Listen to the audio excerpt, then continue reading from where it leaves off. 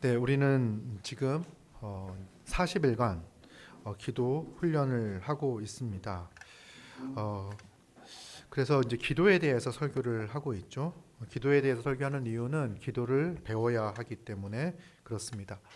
제자들이 예수님에게 우리에게 기도를 가르쳐 주십시오라고 이야기하고 예수님은 이렇게 기도하라라고 기도에 대해서 말씀하시고 기도에 대해서 가르쳐 주셨습니다. 우리는 이 성경을 통해서 기도를 배워야 합니다. 기도는 기독교만이 있는 것이 아니라 심지어 무신론자들도 신이 없다고 생각하는 사람들도 때로는 기도와 같은 형태의 어떤 이야기를 합니다. 그렇죠? 뭐 신이 있다면 자기가 모르는 어떤 막연한 대상을 향하여 어떤 간절한 뭐 그 소원 같은 것들을 말하기도 하죠. 이건 이제 기도의 형태를 누구나 다 가지고 있는데, 그래서 우리는 이 기도를 바르게 이해하고 알기 위해서는 성경에서 말하고 있는 기도, 성경의 기도를 어떻게 설명하고 어떻게 기도하라고 하는지를 우리 살펴보아야 합니다. 그래서 성경을 통해서 우리가 기도를 배워가고 설교를 통해서 기도를 배우고 있는데, 실제로 기도하지 않는다면 아무것도 배우지 못하고 아무것도 얻을 수 없습니다. 기도를 함으로써 배우는 게 진짜 큰 거예요. 성경을 통해서 기도를 알고 기도를 배우지만 우리가 실제로 기도함으로써 얻고 배우는 것들이 정말 큽니다. 한 일주일 동안 이제 6일이 됐는데 7일째인데 6일 동안 7일 동안 일주일 동안 기도 훈련에 참가하신 분들, 또 시간을 정하시고 30분 이상씩 기도하신 분들은 이 짧은 시간이지만 이를 통해서 많은 것들을 배웠을 겁니다. 그리고 기도하면서 궁금한 것들도 생길 거예요.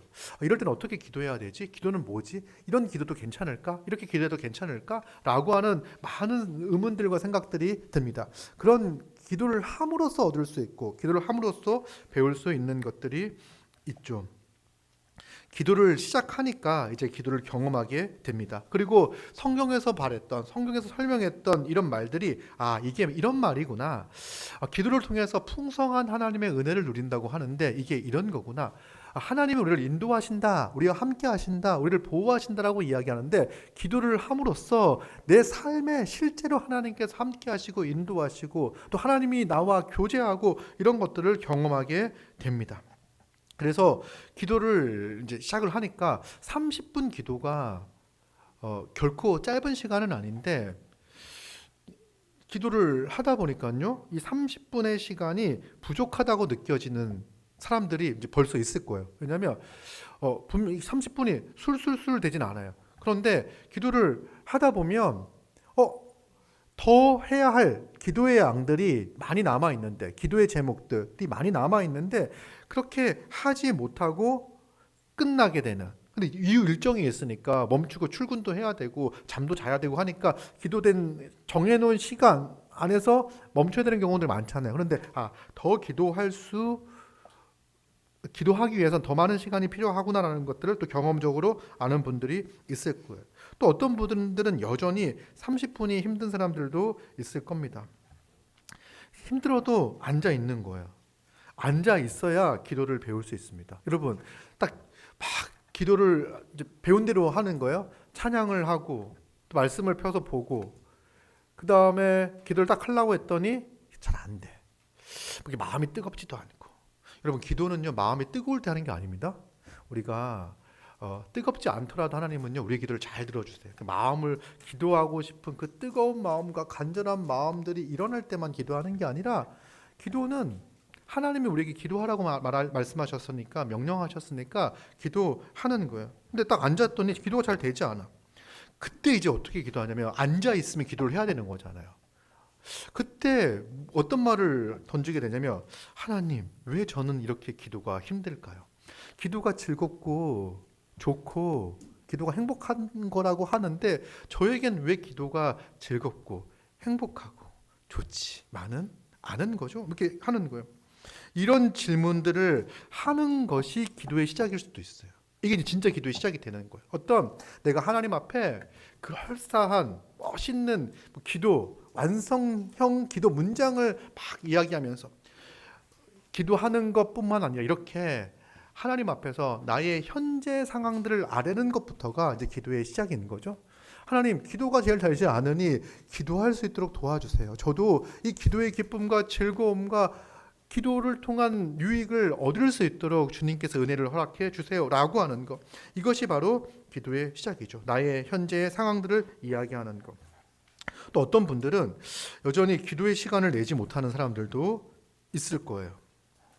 여러분, 그런데 지금 교회가 이제 40일 동안, 그러니까 6주, 7주 정도의 시간을 정해놓고서 함께 기도하기로 했잖아요. 그러면 힘들어도 시간을 정하고 그 자리에 앉아 있어야 하는 겁니다. 그러니까 30분 동안 앉아 있는데 기도가 안 되는 건 어쩔 수가 없어요. 그죠? 하지만 앉아는 있어야 되는 거죠. 훈련의 기간이니까. 제일 중요한 건 여러분들 이제 스케줄을 펴고 뭐 다이어리라든지 뭐 새해가 되면 다 그런 것도 하나씩 장만하지 않습니까? 이미 이제 시들시들해졌겠지만 다시 한번 꺼내서 다이어리든 바인더든 뭐 플래너든 뭐 이런 것들을 펴놓친 상태에서 내가 어떤 시간에 시간을 정해서 그 시간을 기도할지를, 어떤 분들은 밖에 시간이 딱 정해놓고 하기 어려운 분들도 있을 거예요. 그러면요, 일단은 일주일 시간표를 빼놓고 내가 무슨 요일에는 몇 시에 어디서 어떻게 기도하겠다라는 것들을 딱딱딱딱 정하시기 바랍니다. 그리고 뭐 이동 중에 기도하겠다? 이런 것들은 하지 마세요. 이동 중에 기도하겠다. 이건 나중에 여러분들이 기도가 정말 생활이 되어지고 기도가 호흡이 되어질 때는요, 이동 중에 하지 말라고 해도 기도가 될 거예요. 그러니까 이동 중에 우리가 기도하는 게 잘못된 건 아니에요. 근데 어떤 의미냐면 내가 기도하는 시간을 내기가 싫어서, 그러니까 내면 분명 낼 수 있는데 내기가 싫어서 짜투리 시간 버리는 시간에 그냥 기도해야지라고 하는 거는요, 기도가 잘하거나 성장할 수가 없어요. 그래서 지하철에 한 30분, 1시간 이동하니까 그때 30분 기도해야지 라고 하지 마시고, 시간이 없으면 어떻게 해야 됩니까? 잠을 줄일 수밖에 없어요. 그래서 왜 예전에는 새벽 기도가 새벽 5시에 했겠습니까? 얼마나 바빴으면 새벽 5시에 교회에 모여서 이렇게 기도를 매일매일 했겠습니까? 그러니까 시간을, 잠을 줄이고 이제 시간을 내어서 하는 거예요. 그러면 어떤 스케줄에 어떤 시간에 내가 기도할 수 있는 시간을 뺄 수 있을 것인가를 기록하는 거예요. 여기서부터가 이제 기도의 시작인 거예요. 이렇게 기도하다 보면 정말 너무 바쁘고 뭔가 일정이 막 하면 기도하는 시간을 못 낼 때도 있을 거예요. 근데 기도 훈련이 잘 되고 기도가 호흡이 되어지고 기도가 생활이 되는 사람들은요, 그 바쁜 일정 가운데에서도 순간순간마다 하나님을 의지하고 하나님의 도우심을 구하며 하나님이 함께 하시는 삶을 그 정신없이 바쁜 가중에서도 누리며 하나님이 주신 평안과 하나님을 의지하며 신뢰하며 살아가게 됩니다. 그래서 이 기도 훈련은 정말 중요한 거고, 우리가 함께 마음을 합하여 힘을 내어 기도 훈련을 하고, 또 오늘 설교 마치고 설교 나눔할 때 한 주간 동안 있었던 여러분들의 그 기도를 통한 즐거움들 이렇게 막 나누시고, 또 실패하신 분들은 그 실패도 막 나누면서 다음 주에는 어떻게 더 잘할 것인가, 이런 생각들을, 또 계획들을 세우는 그런 시간들이 되었으면 좋겠습니다. 우리가 기도하지 못하는가?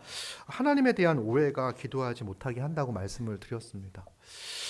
우리가 뭔가 하나님에 대한 오해가 뭐냐면, 하나님은 우리의 기도를 잘 들어주지 않으시려고 하고, 그리고 그래서 어떤 열심, 노력, 성의, 시간 뭐 이런 것들을 들여서 해야, 하나님을 설득해야, 하나님께서 어떤 부분을 만족해야 우리의 기도를 들어주실 거라고 생각을 한다는 거예요. 기도는 참 힘든 일인 거예요. 기도 힘든 거. 그러니까 우리가 기도하면요, 떠오르는 이미지가 새벽과 금식과 뭐 이런 이미지가 있어요. 기도는요, 우리가 새벽에 기도하고 금식 기도하는 것들 있잖아요. 이런 게 나쁜 기도가 아니에요. 좋은 기도예요. 여러분, 정말 기도의 기쁨과 즐거움을 아는 사람들은요, 밥을 먹는 것보다 어떤 때는요, 그냥 기도하는 게 더 즐겁고 행복할 수 있어요. 그리고 너무 좋아서 그렇게 금식하며 내가 먹는 것보다, 어떤 경우는 그 배가 고플 때 정신이 더 맑아지시는 분들이 있어요. 어떤 분들은 배가 불러야 정신이 맑아지는 분들도 있고, 그래서 내가 밥을 먹지 않고 하고, 어떤 경우는요, 입맛이 없을 때가 있어요. 삶에 어떤 문제가 이렇게 몰아붙여 이렇게 힘으로 치니까요 입맛이 없어. 그때는요 밥 먹기를 멈추고 간구하고 기도하는 거예요. 금식 기도죠. 새벽에 기도하는 거 뭡니까? 새벽에 일어나야 하나님이 더 잘 들어주신다? 그게 아니에요. 정말 그 고요한 시간에 새벽형 인간들 있잖아요. 박새벽형 인간들은 그 시간에 일어나 인간들 새벽형 인간들이죠. 그 인간들은 새벽에 일어나서 그 고요한 시간에 방해받지 않는 시간에 자기 개발 하잖아요. 좋습니다. 그런데 그 아무도 방해하지 않는 그 시간에 하나님 앞에 나와 하나님께 간구하고 기도하는 거, 이것이 이제 기도의 의미인 거예요. 내가 그 시간에 기도하지 않으면 앞으로 그 정신없는 하루를 살아갈 때 하나님을 의지하거나 하나님을 바라보기 어렵고 힘들게 그렇게 시간을 내어 기도하는 거예요. 예수님도요 습관적으로 기도하셨습니다. 새벽 미명에 일어나 기도하시고 한적한 곳에 가셔서 기도하셨습니다. 홀로 기도하셨습니다. 이것이 예수님이 보여주신 기도의 모범이죠. 그래서 우리는 하나님에 대한 오해는요, 막 우리가 뭔가 열심히 애써서 기도해야 하나님께서 들어주신다, 기도의 많은 양을 채워야 응답해 주신다라고 하는 것들은요 잘못된 생각이죠. 기도의 시작은 하나님이 어떤 분이신지를 아는 것에서 시작이 되어집니다. 하나님은 우리에게 누구이시고 어떤 분이신지를 바르게 알고 바르게 이해해야 합니다. 그래서 어떤 분은요, 그러니까 우리가 하나님이 누구고 하나님이 어떤 분이신지를 안다면 우리는 기도할 수 있죠. 그래서 어떤 분은 기도하지 않는 사람은 하나님을 하나님으로 인정하지 않는 사람이다 라고까지 말을 했습니다. 기도하지 않는 것은 하나님을 하나님으로 인정하지 않는 거야. 그는 하나님이 누구신지, 하나님이 어떤 분이신지를 알지 못하여 하나님을 하나님으로 인정하지 않는 거죠. 그럼 우리도 하나님이 어떤 분이신지를 안다면 우리는 기도하기를 즐거워할 거예요. 하나님은 우리의 아버지이십니다. 우리는 좋으신 아버지, 하늘 아버지께 나아가 기도합니다. 우리가 기도할 때, 우리가 아버지라고 부르며 기도를 시작할 때 하나님은요 기쁨으로 달려오셔서 우리의 기도를 기쁨으로 응답하여 주십니다. 하나님은 우리의 기도를 들으시기를 기뻐하시고 즐거워하십니다. 그럼에도 불구하고 어떤 사람들에겐 여전히 의구심이 있습니다. 정말 과연 기도할 때 하나님께서 응답하시는가? 확신이 잘 서지 않습니다. 먼저는 이제 하늘 아버지, 하나님이 얼마나 좋으신 분이신지에 대해서 잘 모르는 거예요. 그러니까 하나님 우리 아버지십니다라고 했을 때 이 아버지에 대한 감각이 별로 없어요. 그래서 아버지라고 이야기하는 건 정말 우리에게 모든 것을 주는 부모님을 이야기하는 거야. 그런데 부모님에 대한 감각 또한 별로 없을 수가 있어요. 아버지다, 어머니다, 부모님이다 라고 표현을 하죠. 부모의 사랑 표현을 하죠. 그러나 우리의 인식은 우리의 경험과 지식의 영향을 받고 제한을 받습니다. 그래서 우리가 경험하고 있는 부모님에 대한 경험들, 아버지에 대한 경험, 이런 경험이 하나님에 대한 이해를 제한하거나 영향을 끼칠 수가 있어요. 그런데 하늘 아버지는요, 우리의 경험을 뛰어넘는 완전하신 아버지이십니다. 그러니까 우리가 이 세상에서 경험할 수 있는 부모의 사랑을 가장 큰 사랑이라고 이야기하는데 그 사랑보다 더 큰 사랑, 그것과 비교할 수 없는 완전하신 분이, 완전한 아버지가 바로 하나님 아버지입니다. 그럼 우리는 하나님을 어떻게 알고 하나님을 배울 수 있을까? 좋으신 하나님, 하늘 아버지를 우리는 어떻게 알며 배울 수 있겠습니까? 다른 게 아니라 성경을 통해서 우리는 하늘 아버지가 얼마나 좋은 분이신지를 알 수 있어요. 그러니까 아무리 비유로 설명한다고 한들 그것을 통해서 하나님을 바르게 이해할 수 있진 않습니다. 하늘 아버지를요 바르게 알 수는 없어요. 성경이 하나님이 어떤 분이신지, 우리를 사랑하셔서 어떤 일을 행하셨는지를 성경이 계시하고 있습니다. 그러니까 하나님이 성경을 통해서 자기 자신을 드러내 보여주셨어요. 하나님은 자신을 성경을 통해서 계시하셨습니다. 우리는 하나님이 자신을 드러내 보여주신 만큼 하나님을 알고 하나님을 이해할 수 있죠. 그래서 성경을 통해서 하나님을 바르게 이해하는 것이 바른 기도의 시작입니다. 하나님은 우리에게 성경을 통해서 계시한다고 이야기를 했는데 성경을 통해서 우리는 하나님을 어떻게 알고 어떻게 이해할 수 있을까? 하나님이 자신을 계시하시고 드러내셨다고 하는데 하나님을 가장 잘, 하나님의 아버지 되심, 하나님의 사랑하심, 하나님의 공의로우심, 하나님의 위엄, 하나님의 자비하심, 이것들이 가장 잘 드러난 것은 무엇일까? 이 성경 전체가 여기를 향하고 있죠. 바로 예수 십자가 복음, 예수 십자가 복음을 통해서 하나님은 자기 자신을 드러내시고 계시하고 있습니다. 그래서 우리는 복음을 아는 것이 하나님을 알고 하나님을 이해하는 시작입니다. 우리는 사도와 선지자들이 전한 이 복음을 통해서 하나님을 바르게 알고 이해할 수 있습니다. 복음을 안다. 여러분, 이 십자가 복음이 여러분들의 인생에 어떤 영향을 끼치고 있습니까? 여러분, 지난 한 주간 살아갈 때 예수 십자가 복음이 여러분들의 인생에 정말로 깊은 영향을 끼쳤습니까? 여러분들이 잠을 자고 잠에서 깨어나고 여러분들이 말을 하고 여러분들에게 주어진 과업들을 해내고 하는 것들에서 예수 십자가 복음이 어떤 영향을 여러분들에게 끼쳤습니까? 복음을 안다고 하는 것은요, 누구를 아는 거냐면 바로 나를 아는 거예요. 복음이 나에게 복음인 이유가 무엇인지를 여러분들은 말할 수 있고 알 수 있습니다. 복음이 과연 어떤 결과를 만들어놨는가? 나에게는 어떤 결과를 만들어내는가? 복음을 통해서 나는 하나님이 어떤 분이신지, 예수 그리스도가 어떤 일을 행하셨는지, 성령이 지금 우리를 위하여 어떤 일을 행하시는지를 알고 있는가? 이런 질문들을 던지게 됩니다. 우리는 지난 시간에 성경을 통해서 예수님께서 이 복음의 한 단면을 말씀해 주셨어요. 그게 뭐냐면 하나님의 아버지 되심을 이 탕자의 비유를 통해서 설명을 해 주셨습니다. 여러분, 그걸 보면서 우리가 이제 이 복음이 어떤 개념화된 진술? 그래서 관념화된 진술? 예수님이 나를 사랑하셔서 십자가에 못 박혀 죽으셨다라고 하는 그 진술을 아는 수준에서 끝나는 것이 아니라 예수 그리스도가 나를 사랑하셔서 십자가에 못 박혀 죽으신 것이 내 인생을 어떻게 변화시켰는지 까지 나아가는 것. 그래서 내 삶 존재 깊은 곳에서부터 내 의식의 변화와 삶의 방향의 전환을 가져온 것으로 인식하고 있는 거죠. 이것이 신자의 기본적인 삶인 거예요. 우리 지난주에 설교를 들으면서 아버지에 대한 이해를 하기 전에 먼저 우리가 어떤 존재인지를 알았어요. 우리는 작은 아들, 탕자와 같은 자들이었습니다. 하나님을 떠나 아버지를 떠나 비천한 삶을 살았던 자들이죠. 우리의 정욕을 쫓아 흥청망청 세상을 탐닉하며 우리의 정욕을 채우며 살아왔던 자들이었습니다. 우리의 인생은요, 되지보다 못한 인생이었어요. 돼지는 조금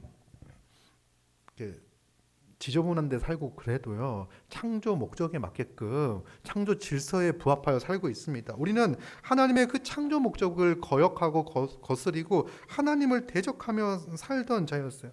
우리는 그래서 하나님이 주시는 그 풍성함을 잃어버리고 그 궁핍하고 허무하고 공허한 인생, 정말 궁핍한 인생을 살던 자들입니다. 아무리 부자라고 하더라도요, 우리의 모든 인생은요, 하나님을 떠나 궁핍한 인생이에요. 그래서 그 어떤 인생도요, 자기 인생을 풍요롭다, 만족스럽다라고 말할 수 있는 삶은 없어요. 하나님을 떠난 인생은요, 여전히 목마른 인생, 여전히 배고픈 인생, 여전히 더 많은 것들을 쟁취해야 차지해야 소유해야 자기의 인생이 행복해질 수 있을 것 같은, 만족할 수 있을 것 같은 그런 삶을 살아가는 거예요. 그 인생은 여전히 하나님을 떠나 궁핍한 인생이기 때문에 그렇습니다.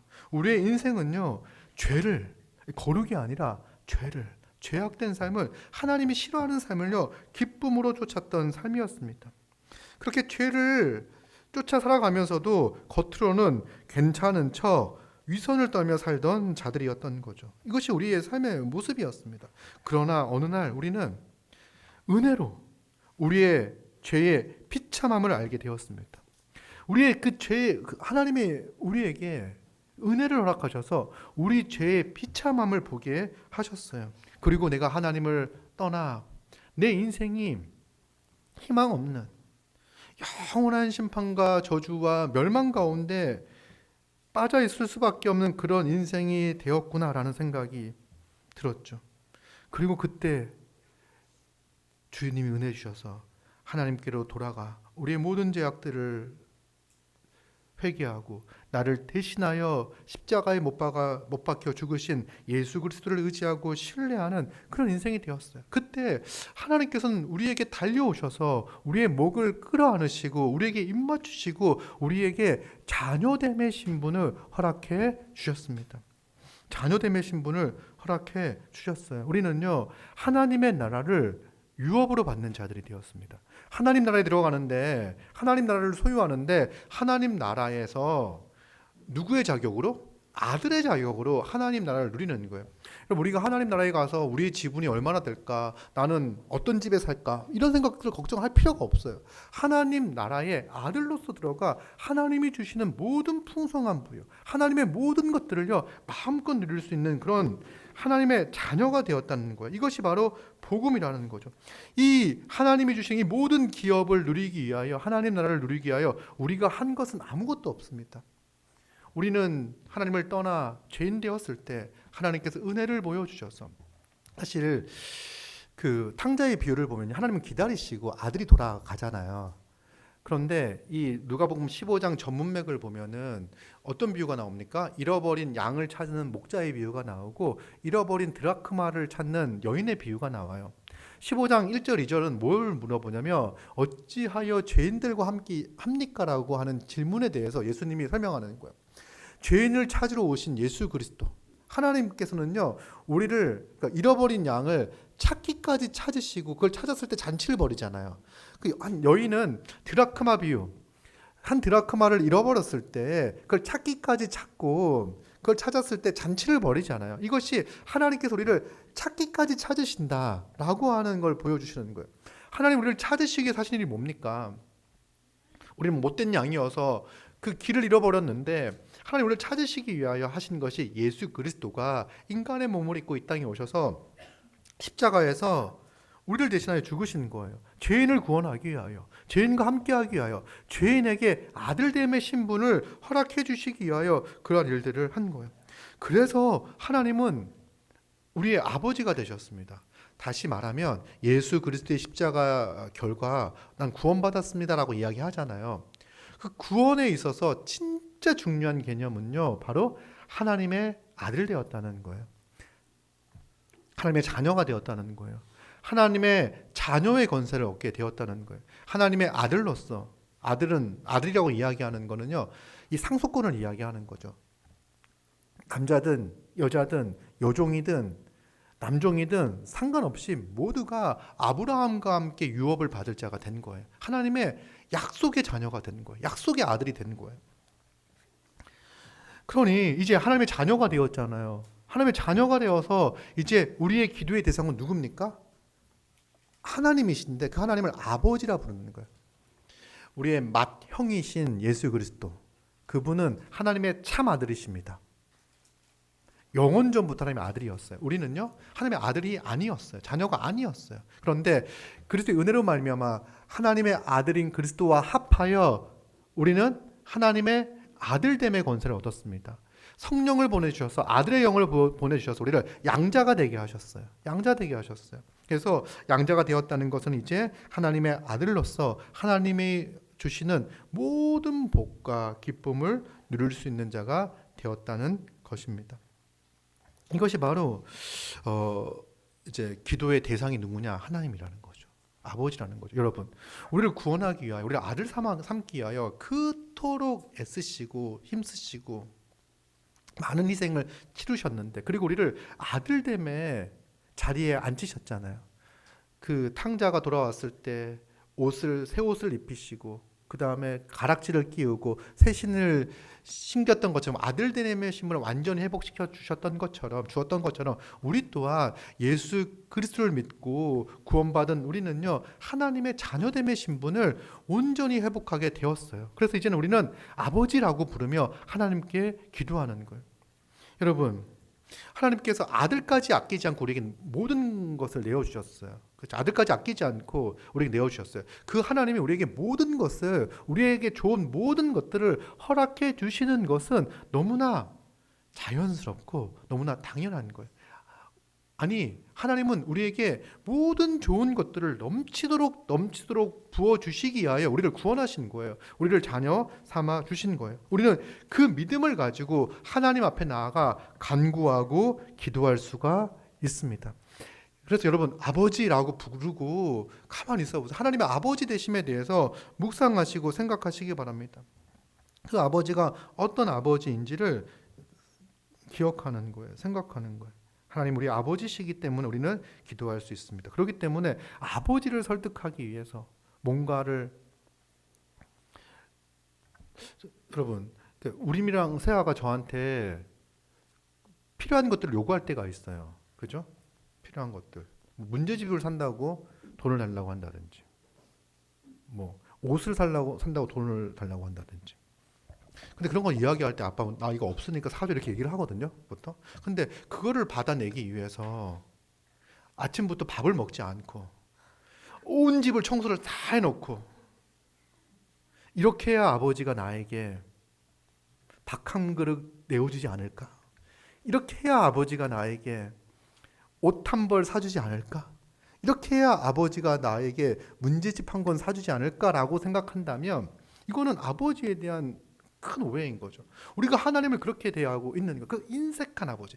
그 큰아들이 아버지를 대할 때 인색한 아버지로 생각하죠. 그는요 아버지와 함께 있음에도 불구하고 좋은 아버지와 함께 있었던 거예요.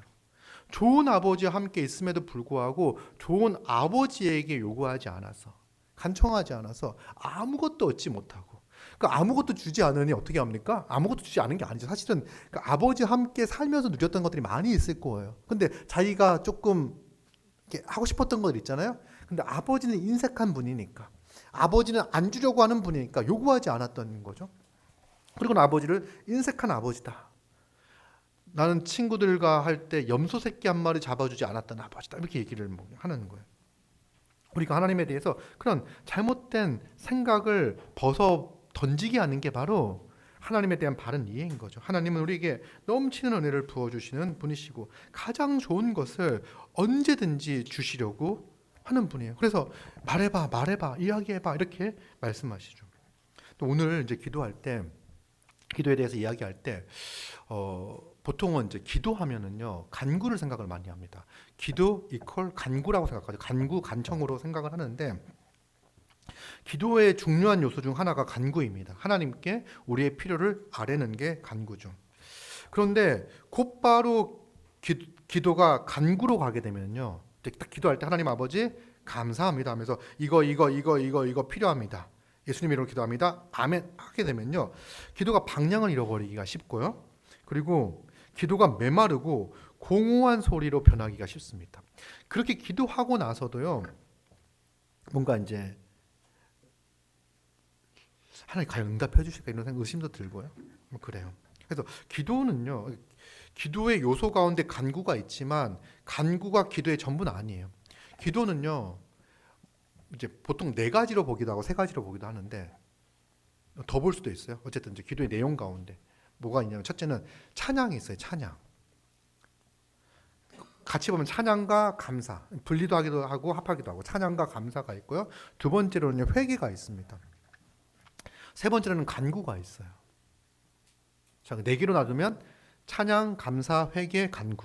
3개로 나누면 찬양, 감사, 그 다음에 회개, 간구 이렇게 나눌 수가 있어요.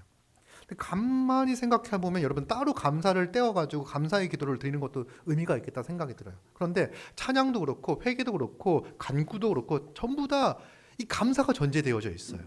아니, 하나님을 부를 때부터 감사가 전제되어 있어요. 그러니까 기도하는 인생은요, 하나님께 감사하는 인생이에요. 자, 그런데 오늘은 이 간구에 대해서는 다음 주에 다루도록 하고요. 오늘은 찬양과 감사 회개에 대해서 말씀을 드리려고 합니다. 왜 그러냐면 원래는 오늘 간구에 대해서 이야기를 할까 했는데 이 간구에 대해서 궁금해하시는 분들이 한 번 만나가지고 모형제를 만나가지고 간구에 대해서 설명을 해야 되겠다. 원래는 그렇게 준비하고 있다가 이 간구에 대해서 잘 이해하기 위해서는 찬양과 감사와 회개를 먼저 충분히 이해한 다음에 넘어가는 게 좋겠다는 생각이 들어서 오늘은 이 찬양과 감사에 대해서 이야기를 이제 하려고 합니다. 자, 오늘 이렇게 시편 1편을 봤는데요. 시편은요, 사실은 이제 기도입니다. 시편 기도, 시편으로 기도한다는 이야기 하잖아요. 그래서 우리가 이 시편을 따라서 기도하면요, 기도의 많은 용어들과 언어들을 배울 수가 있습니다. 그러니까 풍성하게 하나님을 찬양할 수 있고요, 하나님께 감사할 수 있고요, 또 이 시편에는 회개의 내용들이 있고요, 간구의 내용이 있고요, 또 탄식의 내용들도 있고 막 그렇습니다. 그래서 시편을 통해서 기도를 배울 수 있는데, 그래서 뭐 시편을 기도의 교과서라고도 이야기를 하고요, 기도를 배울 수 있어요. 그런데 시편 1편 가장 먼저 나와 있는 이 기도의 내용은요, 뭐에 대해 이야기하냐면 하나님의 율법에 대해서 이야기합니다. 이 율법은요, 모세 오경을 이야기하는 거예요. 단지 법조항을 이야기하는 게 아니라, 율법은 단지 법조항을 이야기하는 게 아니라 창세기부터 나와 있는 창세기, 출애굽기, 레위기, 민수기, 신명기 이 5개의 권이요, 하나님의 창조와 하나님의 구속 역사를 이야기하고 있는 게 이 5가지잖아요. 하나님께 구원하신 하나님의 백성이 어떻게 살아가야 하는지에 대한 이야기가 바로 모세 오경의 내용이에요. 그럼 이거는 하나님의 언약이 담겨 있고요, 하나님의 사랑이 담겨 있고요, 하나님의 구원하심이 담겨 있어요. 그리고 구원받은 하나님의 백성이 어떻게 살아가야 하는지 그 하나님의 그 사랑의 정신이 담겨 있는 게 이 모세 오경인 거예요. 그러면 1장 1절을 보면요, 복 있는 사람은 악인들의 꾀를 따르지 아니하며 죄인들의 길에 서지 아니하며 오만한 자들의 자리에 앉지 아니하고 오직 여호와의 율법을 즐거워하여 그 율법을 주야로 묵상하는 도다. 이제 대조가 되어 있죠. 복 있는 사람과 악인들이 대조가 되어 있고요. 그런데 이제 복 있는 사람들은 악인들의 길을 따르지 않습니다. 죄인들의 길에 서지 않습니다. 오만한 자들의 자리에 앉지 않습니다. 근데 그 이유가 있어요. 여러분, 앉지 말자, 서지 말자, 따르지 말자 이렇게 구호를 외치는 게 아니라, 이 복 있는 사람은 어디에 마음을 두고 있기에, 어디에 무엇 하는데 시간을 보내고 있기에 그는 악인들의 꾀를 따르지 않냐면 바로 여호와의 율법을, 하나님의 말씀을 즐거워하여 아침 저녁으로 묵상한다는 건 되새긴다는 이야기예요. 곱씹는다는 이야기예요. 깊이 생각한다는 이야기예요. 하나님의 말씀을 깊이 생각하는 거예요. 그러니까 여러분, 우리가 세상의 가치관을 쫓는 이유는 뭔지 아세요? 우리는 아침 저녁으로 세상의 이야기를 깊이 묵상하고 있습니다. 예전에는 텔레비전 이런 거였는데 요즘은 손안의 혁명, 스마트폰, 이걸 통해 가지고 세상에서 말하는 것들, 눈에 보기 좋은 것들, 탐스러운 것들, 우리를 지혜롭게 할 만한 것들을 막 쫓으며 살게 해요. 그래서 세상에서 말하는 성공, 세상에서 말하는 행복, 이런 것들을 막 추구하며 살아가게끔 하는 거죠. 이게 악인들의 길을 쫓는 방식이고 죄인들의 길에 서게 하고 오만한 자의 자리에 앉는 세상의 방식이라고 한다면요, 복 있는 사람들은요, 아침 저녁으로 하나님의 말씀을 사랑하며 그 말씀을 붙잡고 살아가는 거예요. 여러분, 그런데 이게 이제 기도의 시작이에요. 하나님의 말씀을 깊이 묵상하는 것이 기도의 시작입니다. 아까 기도의 요소 가운데 찬양이라고 이야기했잖아요. 찬양이 있죠. 찬양은 뭐냐면 하나님이 일하신, 하나님이 어떤 분이신지에 대한 반응이 찬양이에요. 하나님이 어떤 분이신지, 하나님이 어떤 일을 행하셨는지에 대한 반응이 감사예요. 그래서 찬양과 감사가 이렇게 보면요, 비슷해요. 하나님이 행하신 일을 칭송하는 거, 이게 감사죠. 하나님이 어떤 분이신지를 알고 영광을 돌리는 거, 이것이 바로 찬양이에요. 근데 우리가 하나님이 어떤 분이신지를 어떻게 알 수 있습니까? 아까 얘기했듯이 성경을 통해서 하나님이 자기를 계시하셨잖아요. 드러내 보여주셨잖아요. 이스라엘 백성들은요, 이 그 모세 오경을 통해서 하나님이 구원의 하나님이시고 언약의 하나님이시고 그들과 함께하시고 인도하시는 분이라는 사실들을 구약 성경을 통해서 계속해서 확인할 수가 있었어요. 우리는 성경 66권 전체를 가지고 있죠. 이 구약에 있는 내용들이 예수 그리스도를 통해서 성취가 되어졌고 그것이 우리에게 은혜로 주어졌다는 사실들을 알고 있어요. 그래서 여러분, 그 기도할 때 우리의 기도가 풍성하게 되어지는 거는요, 바로 이 말씀을 통해서 우리의 기도가 풍성해지는 거예요. 복음의 능력이 우리의 기도를 부유롭게 만듭니다. 복음이 우리의 기도를 풍성하게 만드는 거죠. 그래서 하나님께서 우리에게 말씀하시는 거 있죠. 성경, 설교. 들었잖아요? 말씀을 듣고 순종하며 살아가는 것이 또 그 말씀에 대한 반응일 수 있어요. 그런데 먼저는 기도하는 거. 이 말씀에 대한 반응. 하나님 말을 걸어오신 거잖아요. 성경을 통해서, 설교를 통해서 우리에게 말씀해 주셨잖아요. 우리 그 말씀을 듣고 하나님께 대꾸하는 거예요. 반응하는 거예요. 하나님께서 지난 수년간 우리에게 말을 거셨지만 우리는 침묵으로 일관했습니다. 오늘도 말이 없네? 이렇게 사실 우리가 이 반응이 없었던 건 아니에요. 왜냐하면 우리는 하나님의 말씀을 되게 귀하게 여기고 설교를 듣고 기억하고 기록하고 또 이 반응, 이 말씀에 대한 반응이 어디서 많이 나타나냐면 설교 나눔으로 할 때 많이 나타나요. 그래서 막 이게 좋았고 이렇게 막 하면서 이 말씀에 대한 반응이 있었던 거죠. 그런데 여러분, 우리가 그 말씀을 딱 붙잡고 개인의 기도의 시간까지 가지고 들어가잖아요. 그러면요, 복음의 풍성함과 부요함을 경험하게 되고요, 복음의 능력을요 일상 가운데 경험하게 돼요. 그래서 기도는요, 하나님의 말씀을, 이 복음의 능력을 증폭시키는 역할을 해요. 놀랍습니다. 기도할 때 기도가요, 이제 우리가 하나님이 우리와 함께 하십니다라는 것을 모르지를 않아요. 그리고 우리는 경험적으로 하나님 우리와 함께 하시고 우리를 인도하신다는 것을 알고 있어요. 근데 기도하기 시작하잖아요. 그러면 하나님이 나와 함께 하시고 나를 인도하시고 나를 하나님의 자녀 삼아 주셔서 이 세상 가운데서 살아가게 하시는 것이 이런 거구나를 매번 느끼게 됩니다. 경험하게 됩니다. 이것이 기도가 이 말씀을, 하나님의 말씀을 우리 인생 가운데, 삶 가운데 증폭시키는 역할을 하는 거죠. 복음이 우리 삶에 딱 밀착되어져서 실제가 되게 합니다. 그래서 우리는 하나님의 말씀을 붙잡고 기도하는 거예요. 찬양하는 거예요.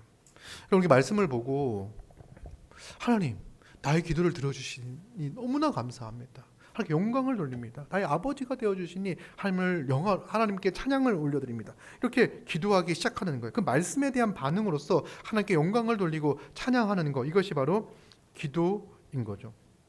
사실 이 찬양에서부터, 하나님에 대한 말씀의 반응에서부터 회개가 나오고 감사가 나오고 회개가 나오고 그 다음에 간구가 나오는 거예요.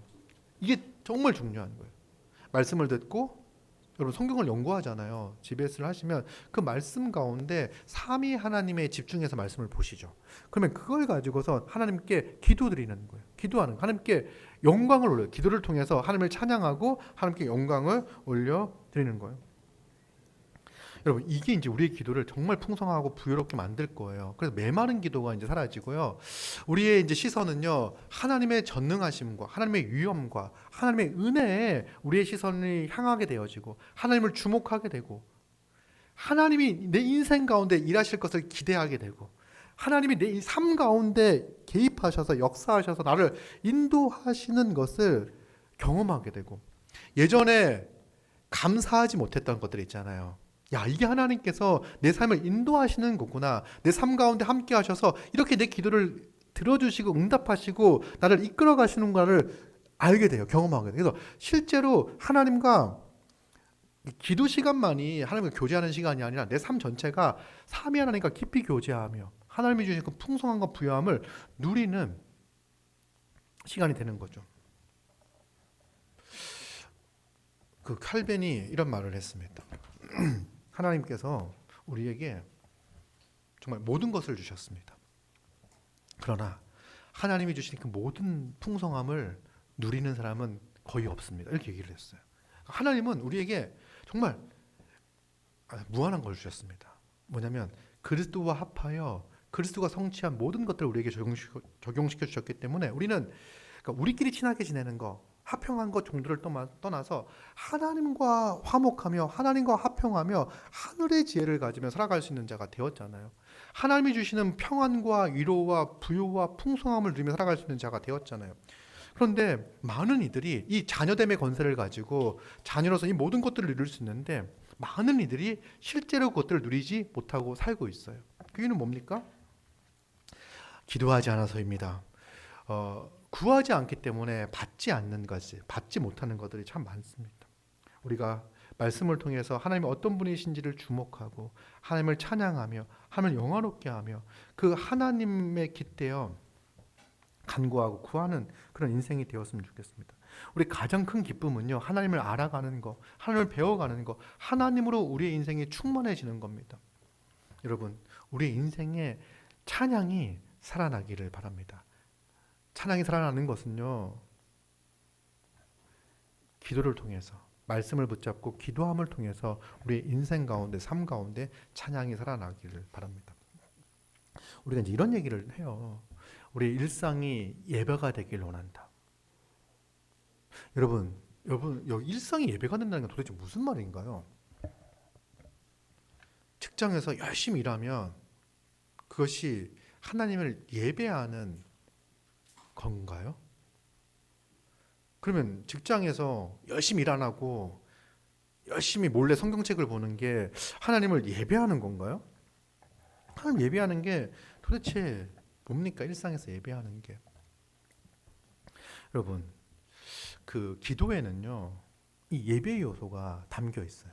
그죠?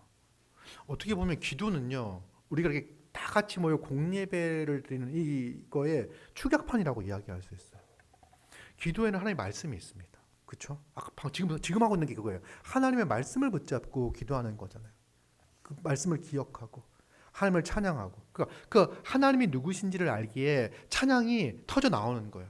하나님을 주목하기에, 삼위의 하나님을 주목하기에 하나님께 찬양과 감사와 예배가 터져 나오는 거예요. 그리고 이제 두 번째가 뭐냐면 회개예요. 회개. 여러분, 하나님의 위엄과 하나님의 크심과 하나님의 전능하심과 하나님의 거룩하심과 하나님의 공의와 하나님의 사랑과 하나님의 자비를 딱 바라볼 때 첫 번째 찬양과 감사가 터져 나오면서 한편으로는 그 은혜에 미치지 못하는 우리의 삶의 모습들이 보이기 시작을 합니다. 그죠? 죄인임을 인지하게 돼요. 여러분, 기도할 때 간구만 하는 사람들 있잖아요. 바로 간구로 들어가서 간구로 끝나는 사람들은요, 하나님 앞에 서서 하나님을 향한 찬양도 없고요, 찬양이 없기에 참된 회개도 없습니다. 하나님이 누구신지를 바라보지 못하기 때문에. 그 거룩하신 하나님 앞에 서서 하나님을 영화롭게 찬양하고 할 때 그 영광에 미치지 못하는 우리 자신을 보게 되는 거죠. 그러면서 이 기도에는요, 회개가 따라오게 되었습니다. 우리는 하나님의 자녀가 되었다, 기도할 수 있는 자가 되었다는 것은 이미 하나님께 용서받은 자예요. 그런데 이미 용서받았는데 우리는 회개하는 걸 참 힘들게 생각합니다. 여러분, 매일의 일상의 기도 가운데 회개하는 게 쉽지가 않아요. 실제로, 진짜로, 진지하게 우리 죄를 직시하고 하나님 앞에 입을 열어 우리의 죄를 고백하는 게 쉽지가 않다는 거예요. 이건 또 왜 이렇게 힘들까? 첫째, 이렇게 회개해도 하나님께서 용서해 주지 않을 것 같다는 생각을 갖습니다. 이게 진정한 회개가 아닐 거라는 거를 생각을 해요. 진정한 회개는 뭡니까? 돌이키는 회개가 진정한 회개잖아요. 그죠? 돌이키는 회개가 진정한 회개예요. 근데 문제는 뭐냐면 여러분, 이제 기도할 때, 이제 회개할 때 이런 생각을 가지셔야 돼요. 하나님은 우리를 사랑하셔요. 여러분, 부모가 자식을 용서하는 거는요, 아이를 낳지 않은 분들이 많이 있고, 아직까지 아이가 막 이렇게 이제 부모를 속인다든지 그런 경험들이 별로 없는 분들이 있을 텐데, 근데 아이가 어떤 잘못을 하잖아요.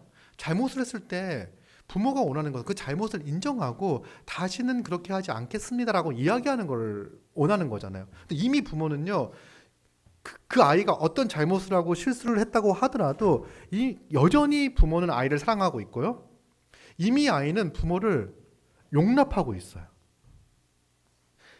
자, 보세요 여러분, 하나님이 우리가 한 주간의 삶을 통해서 실수하고 죄를 짓고 하나님 원치 않는 마음들을 갖고 했다 하더라도, 우리가 이미 예수 그리스도의 그 십자가의 은혜로 말미암아 구원받고 하나님의 자녀가 된 자들이라면 여전히 하나님은 우리를 사랑하고 계셔요. 그리고 하나님은 우리가 하나님 앞에 나와서, 하나님 이러이러한 부분들이 잘못했습니다, 주님, 하나님이 나를 거룩한 주의 백성 되게 하셨는데 그 하나님의 영광과 은혜에 미치지 못하는 정말 부끄럽고 초라한 삶을 살았습니다, 초라한 생각을 했습니다, 하나님 용서해 주세요 라고 하는 이야기를 듣길 원하시는 거예요.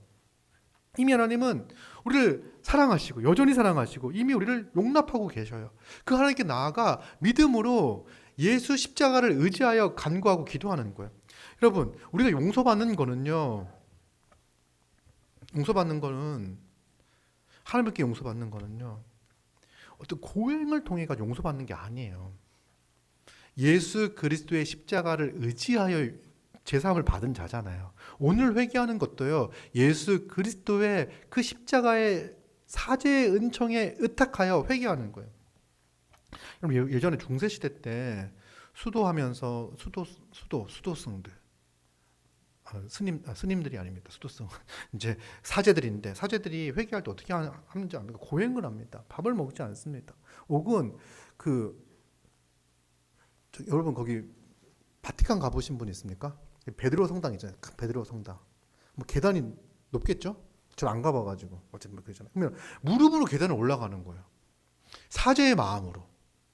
무릎이 까지고 피가 나고 그렇게 하고선 하나님께 잘못했습니다, 용서해 주세요 그러면요, 용서받는 것 같은 느낌을 조금 갖는 거예요. 이거는 자기의 고행에 깃대어서 하나님께서 자기를 용서해 줄 거라고 생각을 하는 거죠. 이거는요, 잘못된 생각입니다. 이미 하나님을 용납하고 계시고 여전히 우리를 사랑하고 계십니다. 그리고 우리가 용서받는 것은요, 예수 그리스도의 그 보혈을 의지하여 용서받는 거예요. 자, 그래도 진정한 회개는 돌이키는 건데, 이렇게 말로 잘못했습니다, 회개합니다라고 이야기하는 게 용서받을 수 있을까? 하나님 용서해 주실까? 돌이키지 않았는데. 좋습니다. 이런 생각 아주 좋은 생각이에요. 그런데 여러분, 돌이키고 와서 회개하는 게 아니에요. 회개할 때 돌이킬 수 있는 거예요. 우리가 입을 열어 내 죄를 진실로 고백할 때 놀라운 일이 벌어집니다. 여러분, 반복해서 죄를 지을까봐, 그 죄에서 벗어나지 못할까봐 회개하지 못하는 분들이 있어요. 여러분, 그 진실되게 회개하고 입을 열어 이야기해 보십시오. 저도 몇 가지 이제 해결되지 않은 이렇게 지점들이 이제 있었던 적이 있어요. 어떤 이렇게 미움의 마음일 수도 있고, 그런 경우도 있었고, 근데 이게 이제 이 마음은요, 사실 미움이라는 것도 내가 마음 맞게 달려 있는 거잖아요. 여러분들 만나기 전에 일이니까 여러분 너무 이렇게 염려하지 마시기 바랍니다. 이제 이렇게 미움의 마음이라는 건 내가 마음 먹기 나름인 거고 생각하기 나름인 거고, 이게 기도를 한다고 해가지고 해결될 거라는 생각 잘 이렇게 못했어요. 내가 이제 해결하면 되는 거고, 너무 힘드니까 이제 기도해도 변화가 없을 것 같고, 여전히 미운 사람은 미울 것 같고, 그래서 어떻게 합니까? 그래도 어느 날 입을 열어 기도를 했어요. 그래도 놀랍게도 기도할 때 그 마음이 사라지는 거를 경험을 했습니다. 그리고 몇 번 있어요. 그런 경우들이. 그러니까 이건 내가 기도해도 내가 원래 그렇게 생겨 먹었으니까. 난 그분이 약하니까 안 될 거야라고 생각했던 지점들을 기도할 때 해결되어지는 경험들을 합니다. 여러분, 회개할 때 하나님께서 우리를 돌이키게 하시는 은혜를 베풀어 주세요. 어떤 경우는요, 반복되어져서 죄를 경험하는 경우도 있어요. 근데 여러분, 우리가 정말 죄와 치열하게 싸우는 방식은요, 입을 열어 회개하는 거, 하나님 앞에 나아가서. 뭐 이렇게 죄 고백은요, 뭐 여러분들 여기 막 다 나와가지고 앞에 나와서 하는 게 아니에요. 하나님 앞에 서서 이 골방에서 나는 죄인입니다 라고 하고 우리의 죄악된 모습들을 하나님께 아뢰는 거예요. 하나님의 은혜를 의지하여 아뢰는 거예요. 나는 내 힘으로는 이걸 이길 수 없습니다. 나는 여기서 벗어나기가 너무 어렵습니다. 그러기에 기도합니다. 주여 나를 용서하여 주시고 나에게 힘을 주시옵소서 간구하고 기도하는 이게 회개예요. 그때 하나님께서 은혜를 주셔서 우리를 돌이키게 하시는 거죠. 돌아키지 않는다고요? 그럼 다시 와서 기도하십시오. 주여 제가 이 죄에서 이렇게 벗어나기를 원하는데 하나님 아버지 정말 쉽지 않습니다. 또 범죄하여 이곳에 주님 앞에 서서 기도합니다. 주여 나를 용서하여 주시옵소서. 이게 말로만 하는 회개가 아니라 진정으로 우리의 죄를 뉘우치며 회개할 때 하나님께서 은혜를 베풀어 주셔서 우리를 용서케 하시고 우리를 거룩한 삶으로 인도하시고 이끌어 가십니다. 여러분, 우리가 하나님을 딱 알 때 하나님의 거룩하심을 보게 되잖아요. 우리 죄인의 모습을 보게 돼요. 근데 왜 우리가 죄인된 모습을 보게 되냐면, 우리 죄의 모습을 보게 되냐면 하나님의 거룩을 보고 우리가 하나님의 자녀됨을 알았기 때문에 우리의 마음 가운데 어떤 소망이 있냐면 하나님을 닮아 거룩한 삶을 살고자 하는 욕망이 있어요. 그리고 이제 우리가 세상 사람들은 하나님을 볼 수 없는데 우리는 믿음으로 하나님을 본 자들이잖아요. 그러면 세상에 하나님의 사랑과 하나님의 거룩을 어떻게 드러나냐면 우리의 신자됨, 교회됨, 우리의 살아가는 삶의 모습을 통해서 세상 가운데 하나님의 그 위엄과 거룩과 사랑을 드러내 보일 수 있잖아요. 그런 삶을 살고 싶은 거예요. 그게 신자의 갈망이죠. 소망이죠. 거룩한 삶에 대한 열망이 생기죠. 그러니까 회개하고요, 거룩을 소망하는 거예요. 거룩한 삶으로 나아가기 원하는 거예요. 주여 나에게 은혜 주셔서 나를 거룩하게 인도하시고 이끌어 주시옵소서. 이런 기도를 통해서 하나님은 우리를 거룩한 삶으로 만들어가고 이끌어 가십니다. 그래서 기도는요, 찬양의 요소가 있고요, 그 다음에 회개의 요소가 있습니다. 그리고 감사는요, 찬양할 때도 감사가 나와, 회개할 때도 감사가 나와. 그냥 다 감사해요. 하나님을 생각하면 다 감사해요. 그래서 이제 다시 얘기에 돌아가서 우리가 일상의 예배가 된다고 이야기했을 때 이 기도 가운데 찬양의 요소가 있어요. 이 말씀을 붙잡고 기도하기에 하나님의 말씀이 있고 그 말씀을 사랑하고 사모하며 그 말씀이 내 삶 가운데 실제가 되기를 원하는 간절한 마음이 있습니다. 말씀이 있기에 하나님 찬양하는 거예요. 말씀을 붙잡고 하나님을 찬양하고 예배하고 경배를 드리고 그 다음에 회개하고 돌이키고 이 땅을 살아갈 때 거룩한 주의 백성으로 살아가기 원합니다. 그리고 이제 간구가 있어요. 이 간구의 대부분의 내용은요, 이제 기도를 제대로 배우게 되면요, 하나님의 나라가, 하나님의 뜻이 이 땅 가운데 이루어지기를 소망하며 기도할 거예요. 근데 우리가 살고 있는 현실은 뭡니까? 학교고 직장이고 그런 곳 아닙니까? 이렇게 살아갈 때에도 사람들을 만날 때 어떤 프로젝트를 할 때 무슨 일을 할 때에도요, 하나님을 의지하고 하나님을 신뢰하며 내가 하는 일들 가운데에서 하나님 인도하심 가운데 잘 되며 하나님의 그 거룩한 백성의 면모가 드러나며 내가 이 세상에 휘둘리지 않고 중심을 잡고 하나님의 백성으로서 힘있게 살아가기를 원합니다. 하나님 내게 맡겨주신 일들을 내가 잘 감당해 나가며 또 다른 사람들에게 선한 영향을 끼치며 내 일을 통해서 많은 다른 사람들을 유익하게 하는 인생을 살기 원합니다. 이렇게 하는 게 이제 기도 가운데 딱 담겨져 있어요. 이 기도에. 그럼 여러분 이렇게 30분 딱 기도를 하고 1시간을 기도를 하면은 내가 오늘 하루 일상 가운데 예배했다가 되는 건 아니에요. 일상 가운데 1시간 예배를 한 거예요. 그렇죠? 근데 1시간 예배하는 것도 진짜 큰 거죠. 1시간 예배한 거예요. 근데 여러분 정말 기도하는 사람은요 그렇게 시간을 내어 하나님을 만나 기도하고 말씀을 붙잡고 이렇게 묵상하고 씨름했던 사람들은요 기도가 끝나는 순간부터 다시 기도가 시작이 되어집니다. 그 집에 문 밖을 딱 열고 나왔을 때 딱 맞이하는 그 공기 있잖아요. 그 공기를 마시면서 하나님을 찬양하는 거예요. 오늘도 그 공기가 약간 독특할 때가 있어요. 내 코를 찌를 때가 있어요. 그때 오늘도 나를 호흡하게 하시니 감사합니다. 어느 날 햇볕이 유독 하나님을 찬양하게 할 때가 있어요. 그 햇살을 보며 하나님께 찬양하며 가는 거예요. 그리고 이제 전철을 타고 그 10,000원 전철을 끼어가면서도 이제 오늘 하루를 기대하며 소망하며 기도하는 거예요. 저는 이제 보통 이렇게 전철로 이동할 때 그때 이제 뭐 계획을 막 세우고 그러는데 그럼 그 계획들을 세우면서 이 시간들마다 하나님께서 나와 함께하여 주실 걸 기대하고 기도하죠. 그리고 또 누구를 만날 때 뭐 밖에 누구 중요한 모임이 있다든가 미팅이 있거나 그럴 때 기도하는 사람은요 정말 기도가 호흡인 사람은요 그 순간에도 그러니까 뭐 이렇게 잠깐만요 이렇게 하지 않아도 정말 하나님께 도움을 의지하며 하나님 인도하심을 의지하며 하는 거예요. 돌아오는 걸음 가운데서 하루의 일과를 쭉 돌아보면서 하나님이 오늘도 기도하니까 하나님께 이 기도도 응답해 주셨네? 이런 것들이 막 넘치는 거예요. 그러면 이제 그것들을 붙잡고 감사드리고 그럼 하나님께서 오늘도 나를 인도하시고 나를 복되게 하시고 나를 힘있게 세상 가운데 살게 하시니 감사합니다 기도하고 또 어려울 때는 어떻습니까? 더 기도할 수 있지 않습니까? 어렵고 힘들 때 뭐 기도할 거밖에 없잖아요. 힘들 때. 근데 뭘 어떻게 하겠어요? 막 이렇게 아둥바둥 해보죠. 막 해보죠.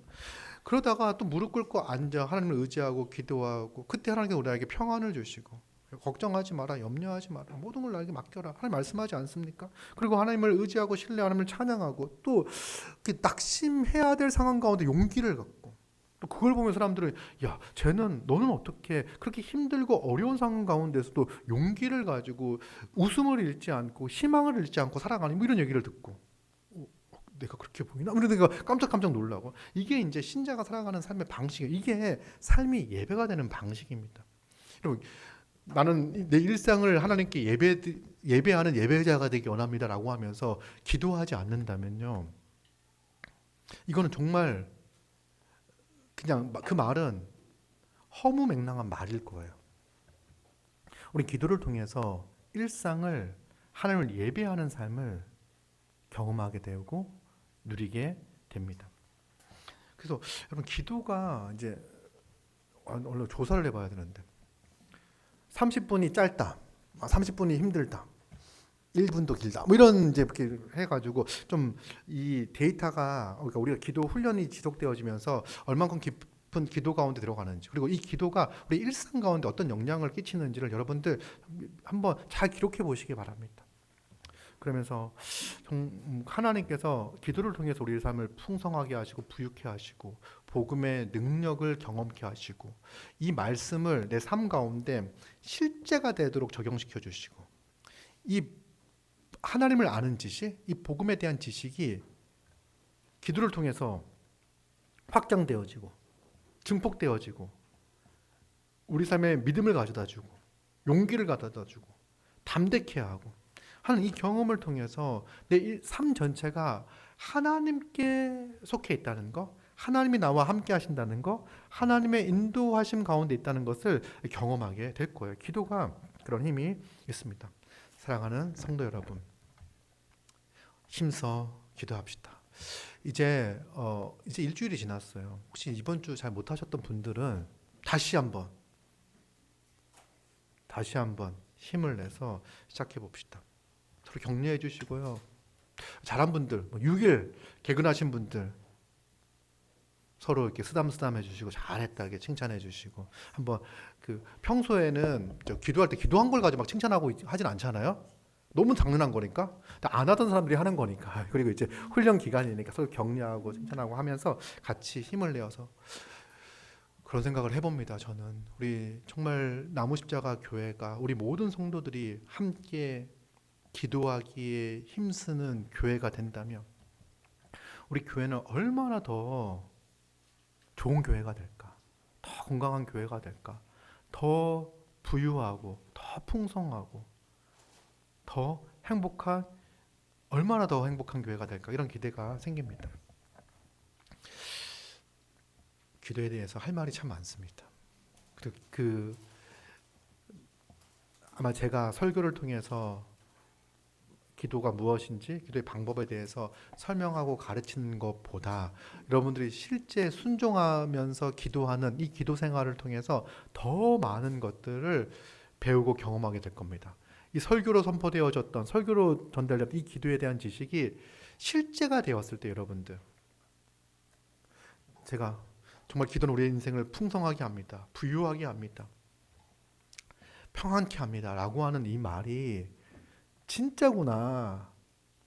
진짜 좋은데 뭐라고 설명하기에 내 언어가 너무 빈약해서 이런 아쉬움이 남을 만큼 그 하늘의 풍성한 은혜를 누리는 삶을 살게 하실 것입니다. 그런 기대를 가지고 우리 또 다음 한 주간 동안 힘차게 이 기도의 깊이와 즐거움들을 누리는 우리 모두가 되기를 소망합니다.